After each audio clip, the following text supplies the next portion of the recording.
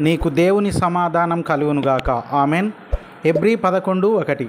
విశ్వాసం అనేది నిరీక్షింపబడు వాటి యొక్క నిజ స్వరూపమును అదృశ్యమైనవి యున్నవనుటకు రుజువై ఉన్నది. దేవునికి స్తోత్రం.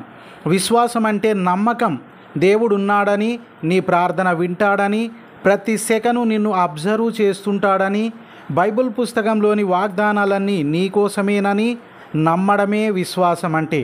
దేవుడు నీకు కల ద్వారా కానీ, దర్శనం ద్వారా కానీ, వాక్యం ద్వారా కానీ, ప్రవచనం ద్వారా కానీ ఏదైనా చెప్పాడంటే అది ఆయన నిర్ణయించబడిన సమయానికి ఖచ్చితంగా జరిగి తీరుతుంది.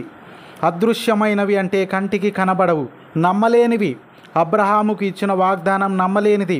పండు వృద్ధాప్యంలో కొడుకును కన్నది శారా. 20 సంవత్సరాల నిరీక్షణ, ఓపిక కలిగి ఉన్నారు. ఇక్కడ రుజువు ఇస్సాకు. నిజ స్వరూపం నిరీక్షణ. నీవు అదే విశ్వాసమును కనబరచు.